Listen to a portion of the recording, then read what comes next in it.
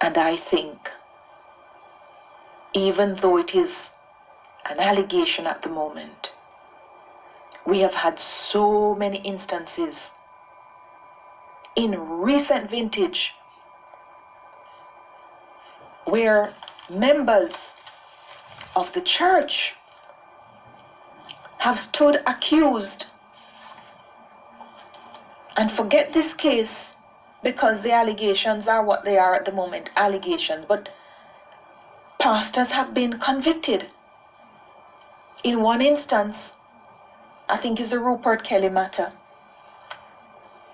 I think there was an impregnation of a teenager. And I think the church has to reflect on itself. In fact, in the story in the Gleaner on Monday, the Gleaner tells us in the last 7 years, a number of young Jamaican women have accused pastors throughout the island of sexual abuse, with one of the youngest cases being a 12-year-old whose abuser was charged in 2017. Another rape came to national attention when a child in St. Elizabeth was sexually assaulted by a Moravian pastor, Rupert Clark. I think I said Kelly a moment ago. Please scratch that. Scratch it big time, and I hope there's nobody by that name and who is a pastor. Rupert Clark in 2017. Yeah? And they said that a former pastor of Calvary Baptist Church and current director of Integration Mission of Baptist World Alliance, Everton Jackson, has weighed in on the issue. Jackson blames what he says seems to be many churches without a strong administrative structure that would hold pastors accountable. He says many churches do not have a code of ethics. Essentially, they become laws unto themselves. I don't know what kind of administrative structure would there be, because if a pastor improperly touches a young girl or a young boy, I don't expect the church to be hearing about it and doing something to move the pastor around or to do anything in a way that they claim is holding the pastor accountable outside of the formal criminal justice system. They must be made, so long as you have a willing complainant, they must be made to stand up like every other accused and to plead guilty or not guilty, and to have the judgment that is to come to them reach them. And in fact, I suppose a code of ethics would be good, but one would have thought that the thing that sets out the code of ethics for pastors would be the very thing that they use as an instrument of their instructions, which would be the Bible. But sometimes when you see some of these pastors, you see the living devil in them face.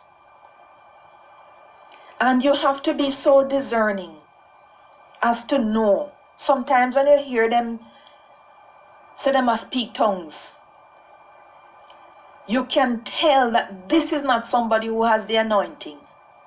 But so many people in the country, so many people in rural Jamaica, so many people in city centers, they attach so much reverence to these group of individuals who invariably land in a position of trust. So children are sent to their homes. Their children are sent into the back room with the pastor to go tell the pastor what you're doing wrong. And because the parents feel so comfortable in talking to the pastors, the children become so comfortable. And then the absolute breach of trust. could come in that moment where the child is completely violated and the child is fearful of telling a parent because a parent then becomes ashamed. How could we bring the pastor into this, the man of God? And then the parent tries to tell the child, nothing no go so. It's a dreadful cycle. And every single case has to be decided based on its own individual facts. And whilst I make these general comments, as I did a moment ago, specifically to this case of Jason Rose, 39-year-old pastor who's been charged, I remind myself and I remind everybody that he's presumed innocent until proven guilty.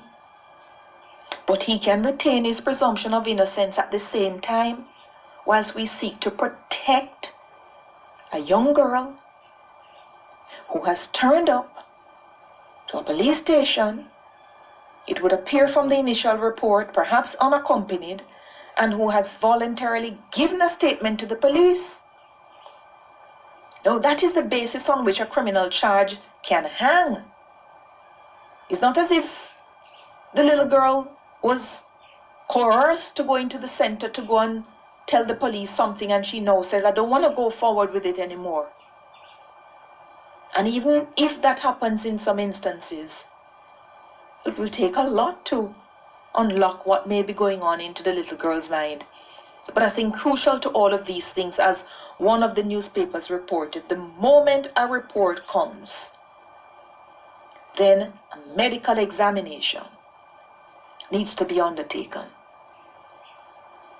It would be good if in the immediate aftermath of these alleged sexual assaults of our children, that the children have access to some center of trust where they can be examined and DNA materials can be extracted. But it doesn't always happen like that. And in most instances it becomes one word against the next. It becomes a matter of credibility. But even outside of this specific case, which will have to go the round in the court, outside of this charge of Jason Rose, I think the church has a lot to reflect on. It is becoming a force for evil against a number of young people who depend on it, who trust its members, and whose members stand in breach of the trust that is reposed in them. And I don't believe I'm hearing enough from the church nationally on this particular issue. So we are battling the COVID-19 pandemic, we are battling a crime epidemic, and we are battling a sexual abuse, sexual assault epidemic against our young children, boys and girls in Jamaica. It's not a good feel.